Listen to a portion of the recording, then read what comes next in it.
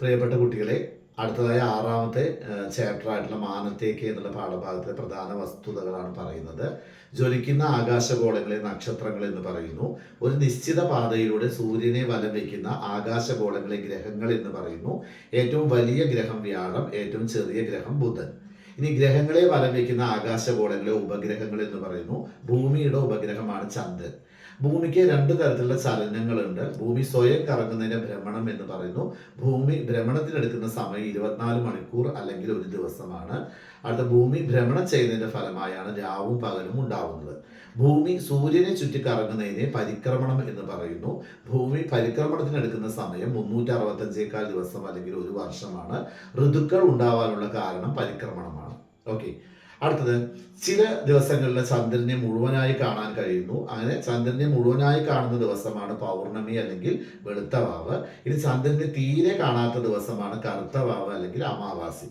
അപ്പൊ സൂര്യൻ, ചന്ദ്രൻ, ഭൂമി എന്ന സ്ഥാനക്രമത്തിൽ അവ നേർരേഖയിൽ വരുന്ന സമയത്ത് ഭൂമിയിൽ നിന്ന് നോക്കുമ്പോൾ ചന്ദ്രനെ തീരെ കാണാൻ കഴിയില്ല. ആ ദിവസത്തെയാണ് അമാവാസി അല്ലെങ്കിൽ കറുത്ത വാവ് എന്ന് പറയുന്നത്.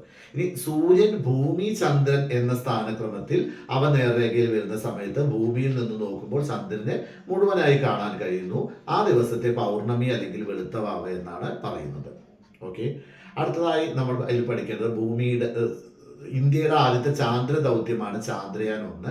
ചാന്ദ്രയാൻ 1 വിക്ഷേപിച്ചത് 2008 അടുത്ത മനുഷ്യനിർമ്മിതമായ ഉപഗ്രഹങ്ങളെ കൃത്രിമോപഗ്രഹങ്ങൾ എന്ന് പറയുന്നു. ഉദാഹരണം ആര്യഭട്ട, എഡ്യൂസാറ്റ്, ഇൻസാറ്റ്. ഓക്കെ, ഇന്ത്യ വിക്ഷേപിച്ച ആദ്യത്തെ കൃത്രിമോപഗ്രഹ ആര്യഭട്ട 1975.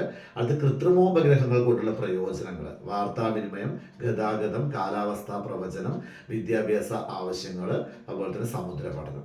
ഓക്കെ, അടുത്തതായി അടുത്ത ചാപ്റ്റർ കല്ലായി കാറ്റായി. ഈ പാഠഭാഗത്ത് നമ്മൾ കുറേ വായുവായി ബന്ധപ്പെട്ട കുറേ കാര്യങ്ങൾ പഠിക്കേണ്ടിയിരിക്കുന്നു. പദാർത്ഥങ്ങൾക്ക് 3 അവസ്ഥകളാണുള്ളത്: ഖരം, ദ്രാവകം, വാതകം. അതെ, കല്ലിനെ പോലെ അല്ലെങ്കിൽ നിശ്ചിതമായ ആകൃതിയുള്ള വസ്തുക്കളെ നമ്മൾ ഖരപദാർത്ഥങ്ങൾ എന്നാണ് പറയുന്നത്. വെള്ളത്തിനെ പോലെ ഒഴുകാൻ കഴിയുന്ന പദാർത്ഥങ്ങളെ ദ്രാവകങ്ങൾ എന്ന് പറയുന്നു. വായുവിനെ പോലെയുള്ള പദാർത്ഥങ്ങളെ വാതകങ്ങൾ എന്ന് പറയുന്നു. ഇനി ഖരപദാർത്ഥങ്ങളുടെ പ്രത്യേകതകൾ: ഖരപദാർത്ഥങ്ങൾക്ക് സ്ഥിതി ചെയ്യാൻ സ്ഥലം വേണം, ഭാരമുണ്ട്, അവയ്ക്ക് നിശ്ചിതമായ ആകൃതിയുണ്ട്, പക്ഷെ ഒഴുകാൻ കഴിയില്ല. ഇനി ദ്രാവക പദാർത്ഥങ്ങളുടെ പ്രത്യേകതകൾ: അവയ്ക്ക് ഭാരമുണ്ട്, സ്ഥിതി ചെയ്യാൻ സ്ഥലം വേണം, നിശ്ചിതമായ ആകൃതിയില്ല, ഒഴുകാൻ കഴിയും. വാതകം, വായുവിനെ പോലുള്ള പദാർത്ഥങ്ങളാണ് വാതകം. വാതകങ്ങൾ എന്താണ്? നിശ്ചിതമായ ആകൃതിയില്ല, ഭാരമുണ്ട്, സ്ഥിതി ചെയ്യാൻ സ്ഥലം വേണം, വായു പരക്കും, വാതകങ്ങൾക്ക് പരക്കാനുള്ള കഴിവുണ്ട്. ഓക്കെ, അപ്പൊ വായുവിന്റെ കുറെ സ്വഭാവ സവിശേഷതകൾ നമ്മൾ അതിൽ മനസ്സിലാക്കണം. മാത്രമല്ല, ഈ പാഠഭാഗത്ത് നമ്മൾ പരീക്ഷണ കുറിപ്പ് എഴുതാൻ പഠിക്കേണ്ടതുണ്ട്. പരീക്ഷണ കുറിപ്പിൽ ഉൾപ്പെടുത്തേണ്ട കാര്യങ്ങൾ നമ്മൾ പരീക്ഷണം എഴുതുമ്പോൾ ലക്ഷ്യം, അതിനുപയോഗിക്കുന്ന സാധന സാമഗ്രികൾ, പ്രവർത്തന ക്രമം, നിരീക്ഷണ ഫലം, നിഗമനം എന്നീ ഘട്ടങ്ങളിലൂടെയാണ് ആ പരീക്ഷണ കുറിപ്പ് നിങ്ങൾ തയ്യാറാക്കേണ്ടത്.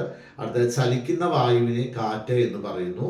ഇനി ദ്രവ്യത്തിന്റെ അല്ലെങ്കിൽ പദാർത്ഥത്തിന്റെ 4ാമത്തെ അവസ്ഥയാണ് പ്ലാസ്മ. തീ, ഇടിമിന്നൽ എന്നിവ പ്ലാസ്മ അവസ്ഥയ്ക്ക് ഉദാഹരണങ്ങളാണ്. ഓക്കെ.